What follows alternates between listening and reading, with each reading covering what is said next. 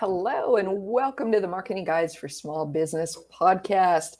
The episode today, we're going to focus on event and trade show strategies for small business. As always, I'm joined by Paul, Ken, and Ian, and we're going to get right into events, trade shows, and what are we going to do as a small business. So we're recording this episode in mid-2022, and so some parts of the world are very, very open, and other parts are just emerging from the COVID lockdowns and various restrictions. And so for some, this means it'll start to be the first time in a couple of years that they've been able to attend an in-person conference, event, or, get the booth all shipped out to do a new trade show.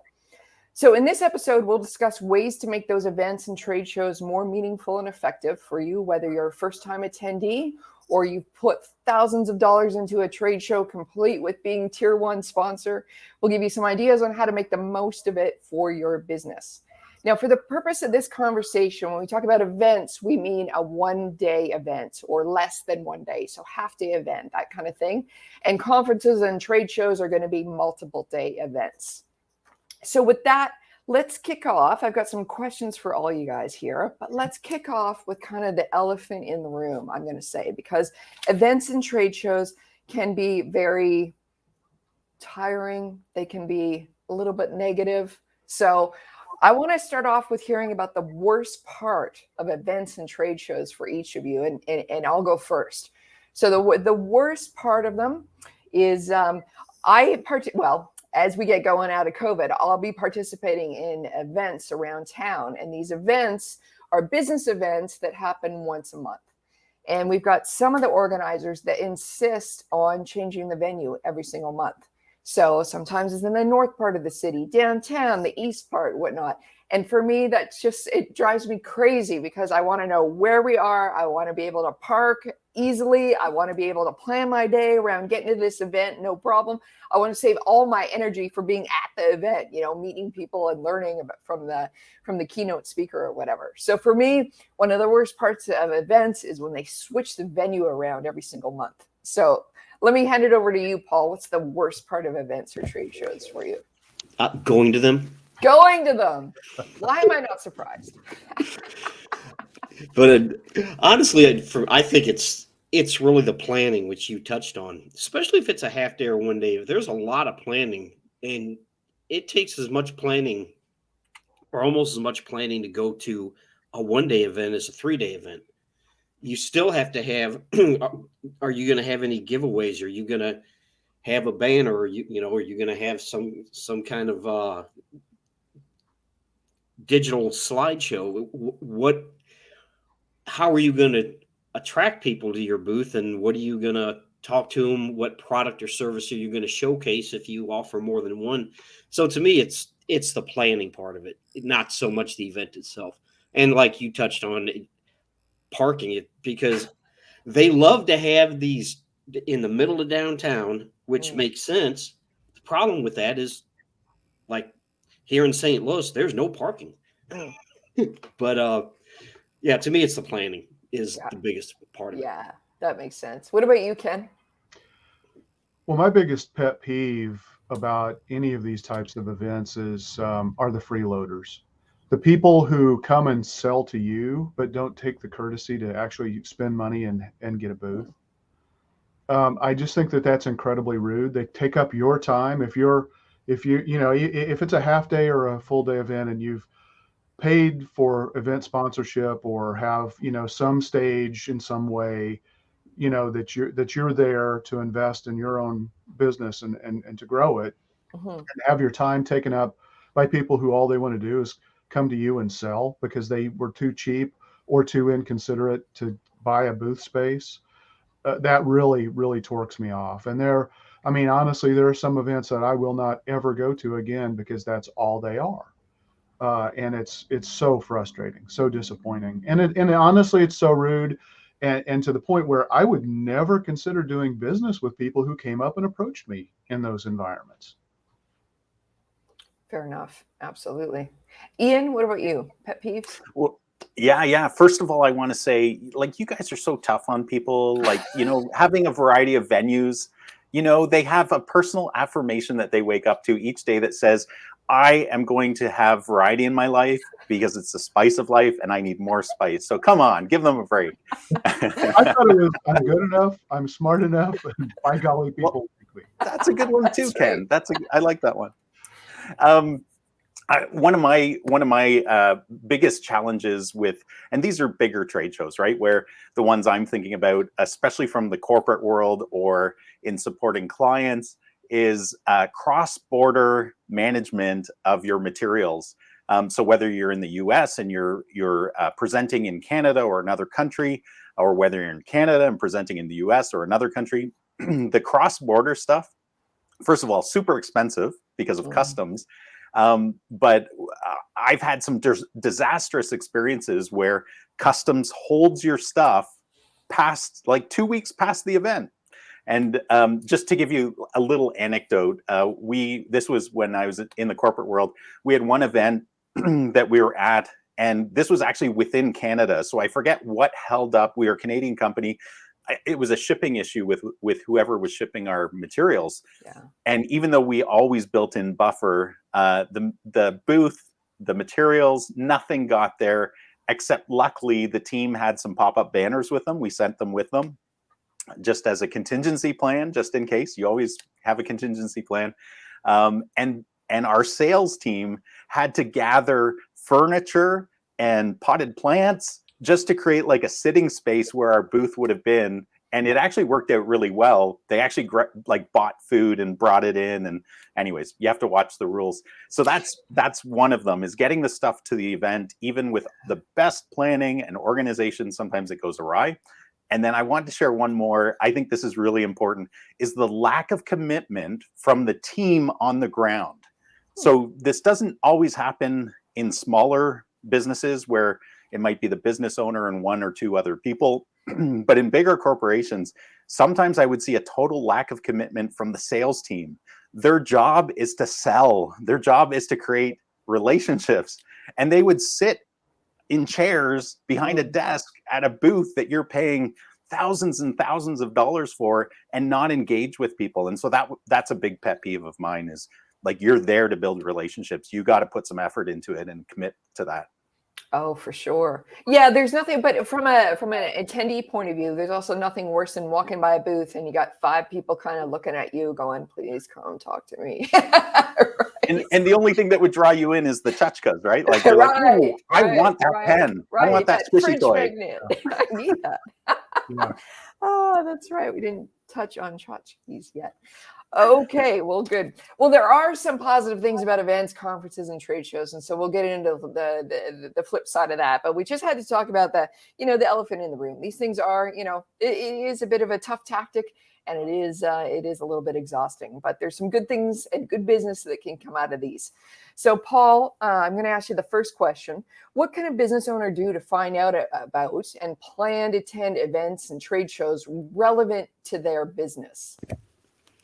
Well, obviously, there's industry publications. I suppose you could look on Google. I don't know what kind of results you get with that, but the local chambers, any area that you would want to attend a trade show, and local chambers probably have a list of those. The venues themselves, if you go to their website, they probably have a list of shows and events that are going to be there. Of course, some of those websites aren't laid out that well as far as searching and finding them, but they are there. And if all else fails, pick up the phone and call them. Let them dig through it. Yeah. Because they want people to attend, because if people don't attend the trade show, then the trade show is a bust. So they are willing to help you. Those are probably the best ways to find out about them. Ask your colleagues. They probably know something you don't. Yeah, absolutely. About annual events, or the best thing to go to is, but you touched on a good point. These trade shows and events in and of themselves, typically, unless it's a nonprofit association, that is their service to make money. So they're looking for people to attend, people to display. Like, they're going to do everything they can to help you into the door, whether it is as an attendee or as someone who's displaying their booth. So that's a great point. Now, Ken, I got a second question for you here. Now, we complained about pet peeves at the Right. top of the show, but there must be some good that comes out of events and trade show. So tell me, why is it worth it for business owners to attend, and like as an attendee, or display at, like having a booth at events or trade shows? Well, I think, the biggest reason is, I mean, if you've picked the right trade show or event, is that your ideal customers are all located in the same place at the same time. Mm. And so you have an opportunity to make a face-to-face connection with people at those types of events. So that can be incredibly powerful. It requires planning and preparation. Obviously, you do need to select the right events, because not all of these events are equal. I mean, I've done everything from very industry specific events where we know the exact audience and the type of people who are going to be there, to general small business marketing expos where any old small business can be there and anybody from off the street can walk in and mill around and visit, because there's no cost to attend these things. So you need to definitely pick and choose your battles, plan for it. It can be a great way to network, to build relationships. If you have an opportunity to present, that's always fantastic. I'm a huge fan of education. I think that's always the best thing. Even if it's, in booth education, have something there that's going to draw people in, to get them to want to come by and talk to you. And you always have to think about this concept of value first.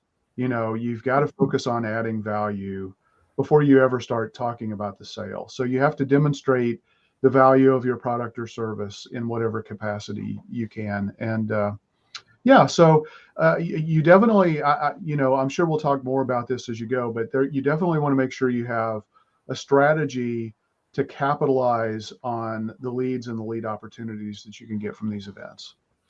I want to ask you about that, comparing the very targeted industry events compared to, say, those general, small business expos. Yeah. Have you been at both? And is one sort of more effective than the other? This might be a leading question. I have my own opinion about that, but do tell me. I don't think the general business expos have ever yielded any business for me whatsoever. They're generally not very expensive to have a booth at. But you're talking about, I mean, for us, we rarely work with a startup business. And a lot of these booths, I think, are literal. I mean, a lot of these small business expo kinds of things, I think a lot of people just walk around literally to pick up whatever tchotchkes they can, and maybe pitch an idea of what they're thinking about starting their business to you to see what your thoughts are. I don't see any value in that. So I've stopped doing those. The industry specific ones, where I know people are going to go there. And I know that even if it's an industry related to something that I don't personally do, if they are a buyer of my solutions, and I care about working with that niche or that industry, then it's hugely valuable, incredibly valuable. It's maybe one of the best things you can do. Great. I always wondered about those. I haven't been to or displayed at the general ones. So I find that they're very frustrating. Or maybe even not for. I mean, all of us on the show here are very specific in the services that we sell. Maybe something more consumer oriented. It might be a good focus, because there's tons of them and they're back every single year, so they're working for someone. So yeah, I think if you're more B2C, it make a lot more sense for the general kinds of businesses. If you're B2B, and offer really service heavy as opposed to product heavy, I think you need to challenge yourself. Is that the right investment for you? Yeah, absolutely.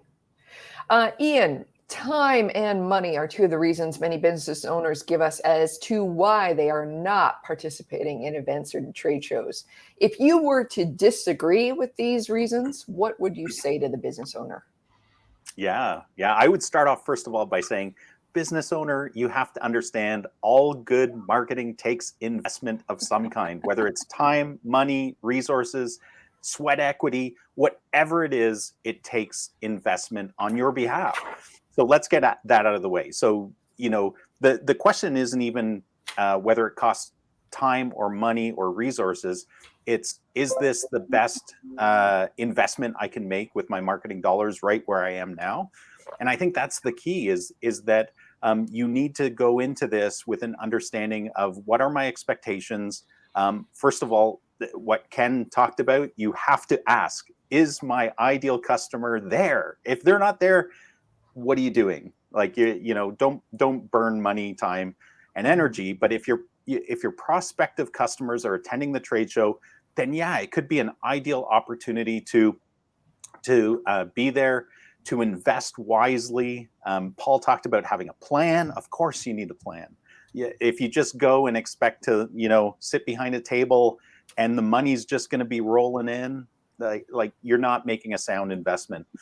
Just a few things that, when I was thinking about this, Jen, is some reasons to go to trade shows, right? I think this was kind of a way for a business owner to consider this, is sometimes attending a trade show is about relationship building and signing deals. Like that happens at trade shows all the time. You can sign deals at trade shows if you're at the right trade show, if you're presenting well, and if your ideal customers are there and you're offering, what Ken said, something of value to them, right?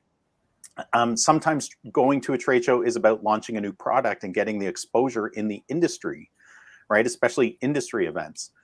Sometimes it's about planting seeds, creating great impressions that offer opportunities for you to follow up. Because sometimes the deals aren't signed at the event, but it gives you a reason and a connection to then say, hey, John, can I follow up with you in a week? And let's touch base on this, and I'll take you out to lunch, or whatever it is, right? However your sales process works.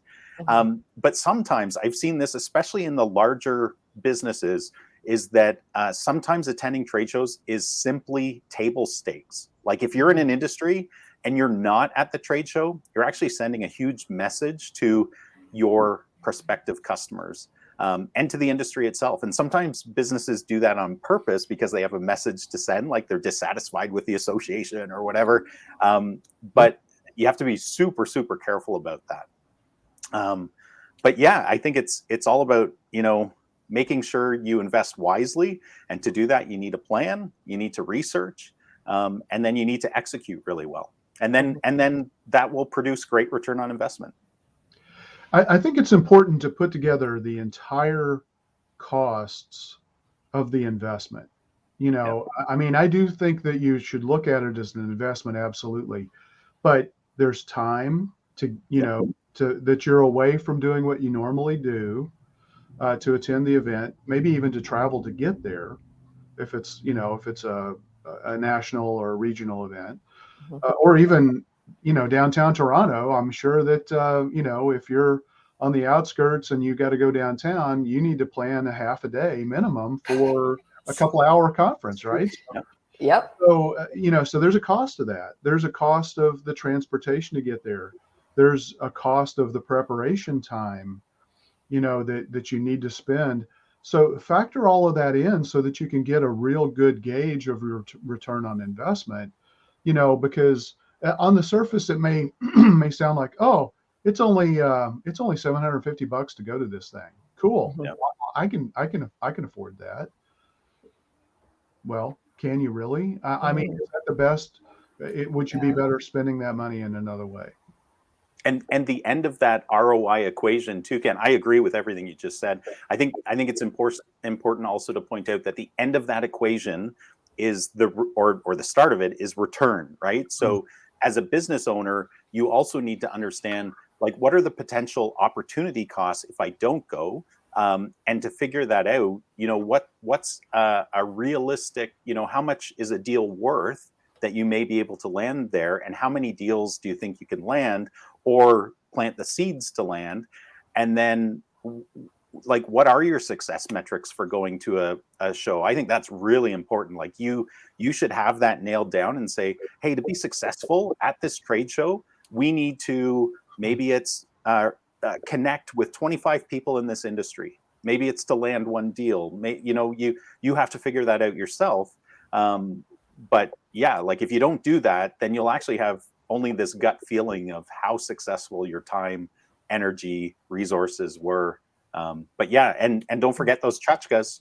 Those cost money too. Well, Squishy toys and all of the booth materials. Yeah. Not only paying for the booth space, but getting your displays.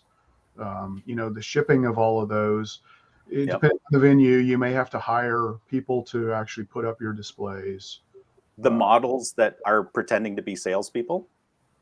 Yeah. You've worked a different set of shows than I have, I guess. Hey, I've seen it all, man. It's funny. Yeah. He goes to those ones in Las Vegas. I've seen company. Well, if you've ever been to a computer show or like a technology show, half those people do not work for the business. Half of them are models making their booth look very appealing. So. Very very appealing. Yes, very true.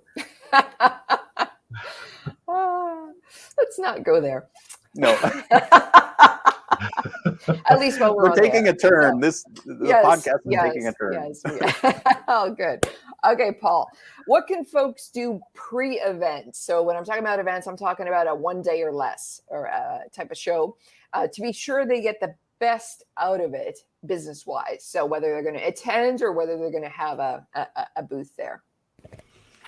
Don't wait till the last minute to try and figure it out. Because time can get away from you. Oh, gee, this thing's tomorrow. Maybe I should put some thought into it. It can easily happen, but most of these events, they have something on social media, LinkedIn, God forbid a Facebook group, but they have something on social media. They're going to have something on their website about it, but get a list of attendees that, the ones that have a booth, because you're not going to be in your booth all the time. You're also going to be walking around, and there's probably certain people that you want to talk to, and maybe you can reach out on social media, post something. So it's kind of not completely weird and cold when you approach them, but they all have booths there. So they expect people to come up and talk to them, and everybody does it. And like I said, there's probably certain people or businesses that you want to talk to. So get that list and figure out who's going to be there, who you want to talk to. And so you're not just wandering around aimlessly. And that's, again, it comes down to planning. If you want to make the most out of any event, it comes down to planning. Yeah, no, you're so right. How many times have you gone to a show and you see a bunch of people outside, sort of the main interests, right? Like mapping out who should I see today? Like that should have been done, ages ago. But who do I want to avoid? That happens too, right? Your competition or, that kind of thing. So Ken, what about trade shows? So we're talking multi-day, large events where your company is committed to a booth. So what can the team do? So let me rephrase this. So it's a big show. You have a big booth, meaning it's more than just yourself as the business owner. Perhaps you've either hired a team or you're bringing your team with you. Now, what are you going to do to prep the team, to prep everybody to make sure that this is a good use of time and money for your business to be at the show? Yeah, well, I think, kind of to dovetail on some of the things that Paul was talking about, certainly including it in like your email newsletter, especially if it's going out to people who are likely to be attendees, to let them know to find you there. Maybe even doing a press release, to announce that you're going to be at a show. Maybe even advertising in an industry publication if there's one that's related to the show. Give people a reason to come by and meet you at the booth. That could be coming up with a trade show offer that you want to launch. Maybe it's if you have something you want to demo, a product, or a solution that you want to demo, make sure you have that ready to go. absolutely have an automated booking calendar right there, so that as people come up to your booth, they can sign up and schedule appointments for not only during the conference, and blocking and setting aside a period of time for that, because there's nothing better than a face-to-face conversation and in real time when people are expressing a need. But also, give people the ability, because a lot of people are going for these events for a lot of education, or other peer networking related things. So you definitely need to have a strategy so that they can book time after the event with you to talk about things. You definitely need to think about, if you have people there who don't go to trade shows very often, they need to think about their message. How do you make that as clear and simple and concise as possible to, tailored to the ideal audience of the people who are going to be there? And then, if you're going to get a list of attendees from the event sponsor, some of them give you the attendees. In some cases, you have to buy it.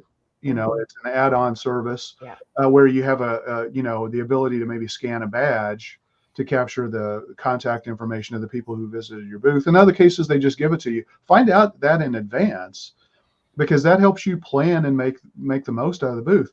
The reason that you're at the booth is you want to meet people and you want to get leads and you want to close deals. And so all of that takes preparation. Also look, like Paul said, look at the other attendees that are there as booth or sponsors, because some of those you might want to reach out and build a partnership with. For example, for us, we do digital marketing. If I were to go to a home remodeling trade show, and we had a booth there, I might want to build a relationship with, an operational system, that helps somebody do the project management for construction projects. I might want to build a relationship with that software so that maybe we could become really good referral partners for each other. So you want to take advantage of all of those kinds of things. It's not just about you being there and showing up. You do have to work to draw people into the booth. Sometimes the booth location that you want has already been taken. Sometimes it's too expensive for you to be able to justify that investment. So what can you do?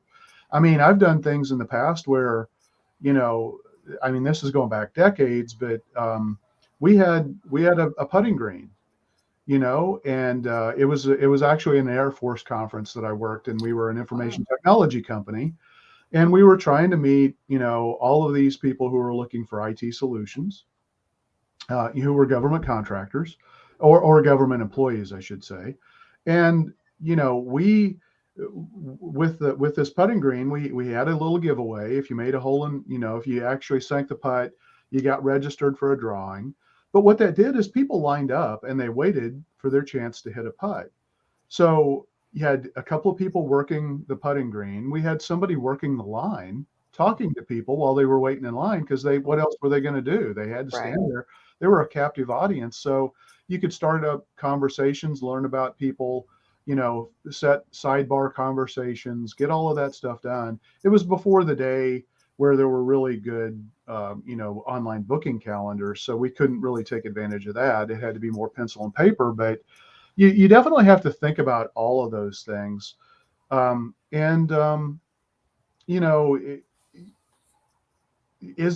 going to give away all your tchotchkes for free? Or is it in some cases you want to have stuff to just have people come by and pick up some candy at the booth, or healthy snack if it's more appropriate, or whatever, just so you have a chance to start a little bit of a conversation. Sure. People, there are people who are always the hit and run, where they're going to walk by and grab and go. Yeah. But most of the time people will give you the courtesy of having at least a couple of second conversation, if not longer, if they're going to, pick out a piece of candy or a piece of fruit or something like that from your booth. So you need to have a strategy to draw people in. And then ideally, think about how you can take offline to online. What is the best way for you to be able to get people from an offline, in-person event, how can you get them to online? So if you have the ability to do geo-targeting of the event, set that up, capture the people digitally so that maybe you can follow them with ads after the event, or even targeting ads to them inside of the event to help them get to your booth in the first place. Which you could do with something like Facebook ads. You could run Facebook ads within the perimeter of the event, and anybody who's inside that perimeter of the event who opens up Facebook, might see your ad, and that may be the thing that helps you get somebody there. Absolutely. What is your opinion on if you have a team there with you, like team uniforms or branded sort of outfits? What's your thinking on that? Oh yeah, you definitely want to have branded apparel. And I think, you need to think about, like, if you're going to be going to a home remodeling or a painter related trade show, wearing a suit and tie probably doesn't make a whole lot of sense. Right. So you need to think about attire that's appropriate for the event. But it should be branded for sure. Yeah, you should look like the team in the booth, right? Yeah, because it's an opportunity to reinforce the branding and build your product and your company and your solution awareness. So you need every opportunity you can to reinforce that for sure. Mm-hmm. Oh, those are good tips. That's great. Ian, okay, so what if an important trade show is coming up and there is either legitimately not the budget? I know you had a good argument before for no time, no money, but say it's too expensive to have a booth there. It's not the right time in your launch cycle with your company. So you're like, okay, having a booth at this show, nah, it doesn't make sense to do it. However, maybe I should go as an attendee. What kind of tips, tricks, hints, strategies could you give to that business owner who is attending an important trade show as an attendee? Like, can they still come away with leads and whatnot? What's your thinking on that? Yeah. Before I answer that, though, I have to add on something to Ken's answer about the apparel. I always recommend what Ken said, except if you're like a management consulting firm and your target audience is executives and they're always dressed in suits, you want to be dressed in suits with a name tag, right? You don't want to be dressed in golf shirts. You have to know your audience. So that's all I would add to that. Yeah. Do you agree, Ken? No, I think you should have a logo emblazoned on your blazer or your suit. No, of course. I think you should be in hold on, I Googled it. Stuart Hughes Diamond Edition suit worth $778,000. I think that's what you should be wearing. So yeah. Obviously, I wear branded apparel.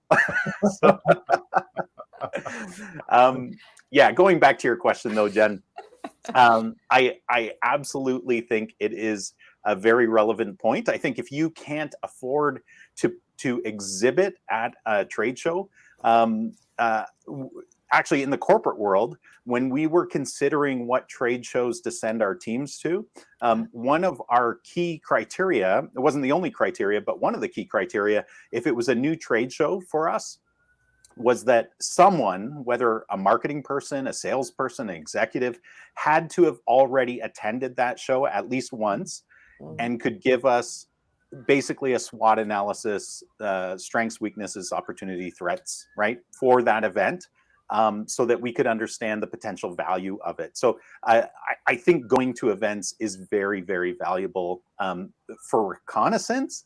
But if you can't afford to be there as an exhibitor, then yes, go to the trade show, whether it's you or send your sales team, mingle with the customers that you're trying to connect with, attend every possible event you can possibly go to, sit at a table at lunch and talk to the people there, go to the after hours events and mingle with people, be involved, talk with them. It's a networking opportunity, 100%.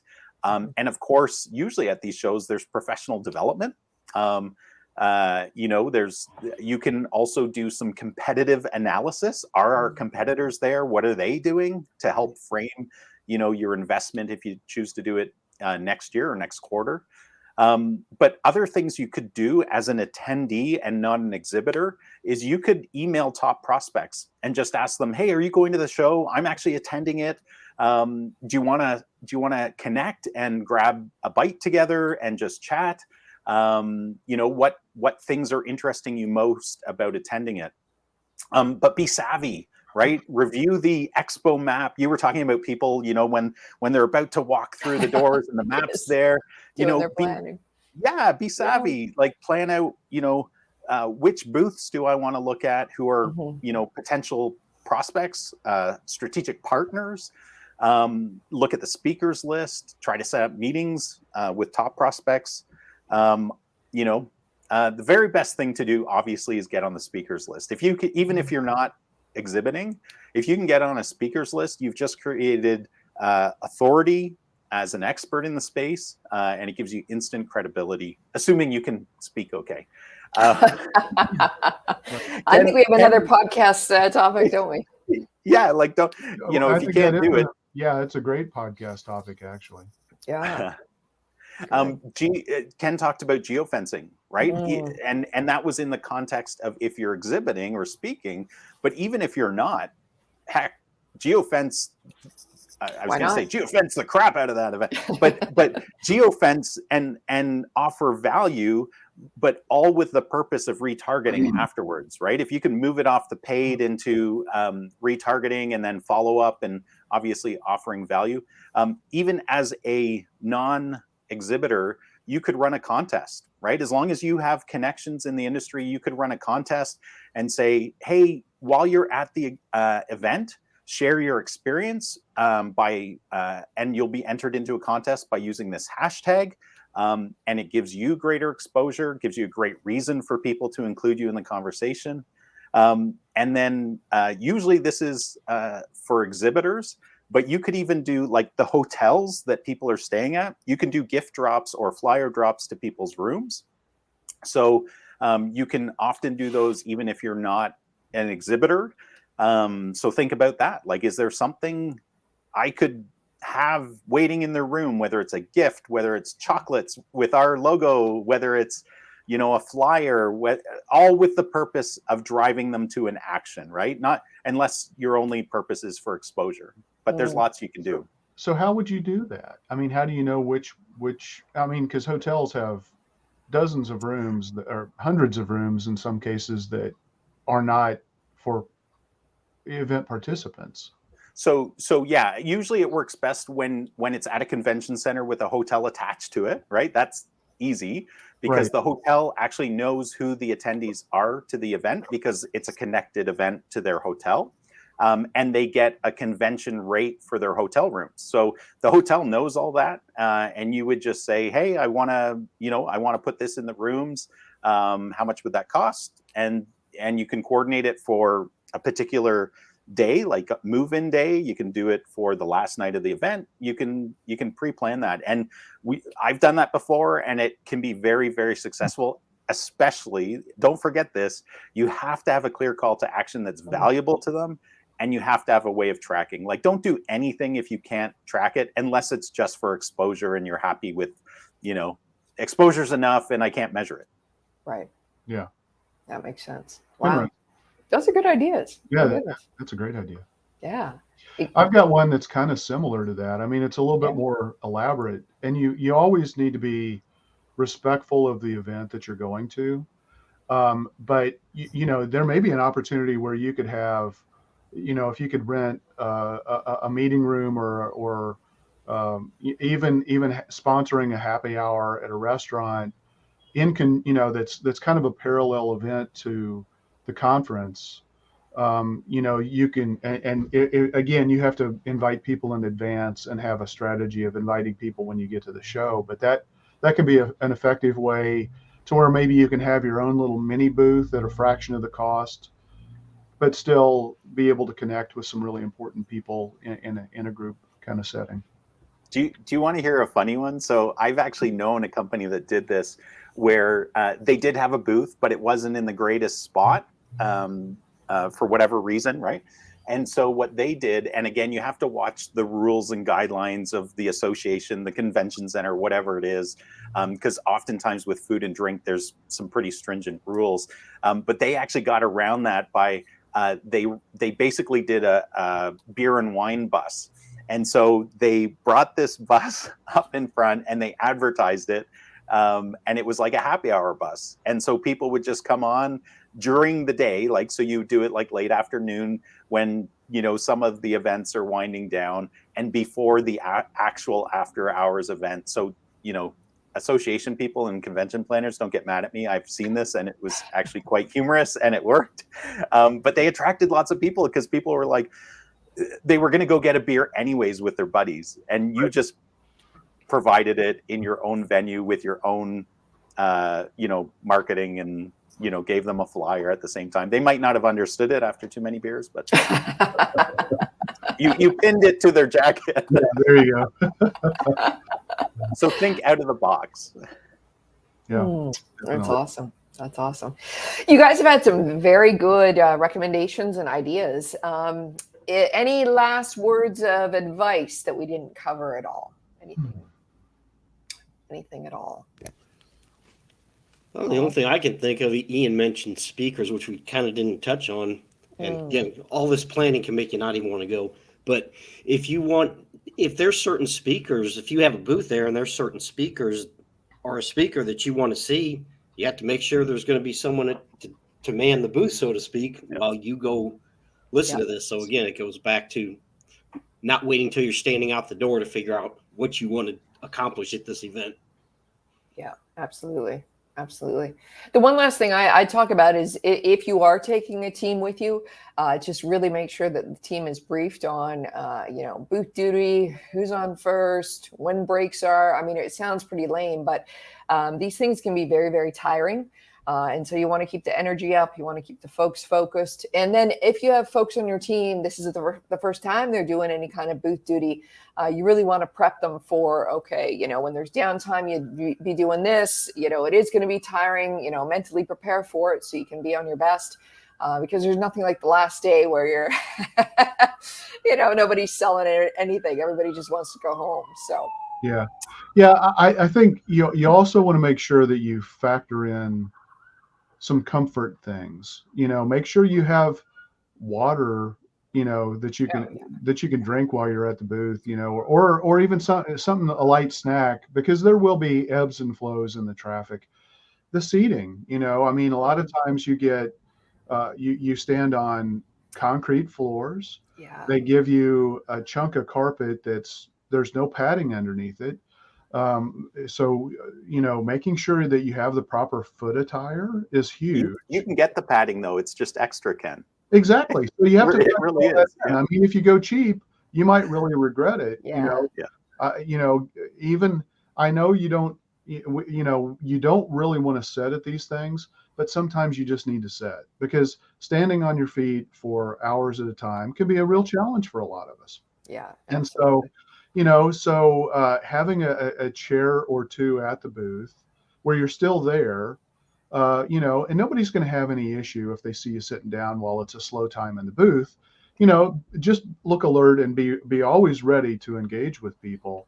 But, you know, you just factor those things in. I mean, if you try to cut out all of those things that provide some comfort, you might wind up being pretty miserable there. And if you're miserable, you're probably not presenting yourself in the best light. That's a great point. From experience, don't I, Paul? Yeah, well, you can get one of those inversion things and just hang around in that. That'll attract some attention. That's right. Yeah, really. That's right. I was just going to add, you know, the biggest flop I've seen in these, and I think it's probably been beaten into us through this conversation or beaten into our listeners, is you have to plan, right? And you have to, like Jen talked about, scheduling, you know, having a plan. Here's the key: mediocre plans and mediocre execution equals mediocre results. So if you want to get the most out of this, don't like just think that you can float through it. Yeah. Put effort, put time, put energy, and you're going to get a lot out of it. Yeah, absolutely. Well, the other thing too is have a great follow-up strategy. Yeah. You know, I mean, so you're not going to be able to meet everybody that you want to meet at these events. Some people will just not come to the booth. A lot of people, when they're attending, the conferences are in usually really appealing places to get people to go in the first place. So they may duck out from the, they may attend the education and the networking sessions where they're meeting with their peers, but they may duck out during the actual trade show portion of the event. So, be prepared to call or hire somebody to call and follow up with the event attendees, because you probably didn't have a chance to meet with them, with all of them, and so you're leaving opportunity on the table, if you don't have that aspect in place as well. I would even recommend, pre-writing an email series, develop a social media posting series, so that when you get back, all you have to, or maybe even have it scheduled, but I wouldn't necessarily recommend having it scheduled until you get back, just because you want to be able to adapt to any situation that happens at the trade show. But have all those ready to go, so that all you have to do is just load them and hit schedule, and boom, they just go out. And I think that is going to be a real way to help you capitalize and get even more out of the event. Yeah. And Ken, you just tweaked a memory for me. One of the key things too is that have especially if you have multiple people at your trade show booth, make sure you have some central way of recording what the next actions are for your team, because that's, the follow-up you just said is key. But where I've seen it before is each person has like a little pad, and that doesn't work exceptionally well if you have multiple people. So especially if you're trying to give visibility to the broader team, and maybe there's people helping you do the follow-up, you need some sort of central way of, whether it's a CRM or whatever it is, right, that they can just punch in a follow-up in their phone while they're at the event, and it gets updated in the CRM. Yeah, I mean, we actually, this is pre-COVID, so I don't know what people's thoughts would be about this now, but we actually had I bought an iPad just specifically for events, where I had the booking calendar set up, and people can go automatically book a time that works for them on an iPad, be done with it. We've got the meeting set, we're ready to go. It has the automated reminders sequence that's already ready to go to help them, remember to show up, because they're at a trade show, there's a lot going on. So, and they're tired too, right? Yeah. Yes. Very true. Very true. Yeah. Well, this has been great. So thank you for joining us today for this topic on event and trade show strategies for small business. If this show has been helpful to you, please share it with others by telling them about the podcast. And we'll see you in next week for our next episode.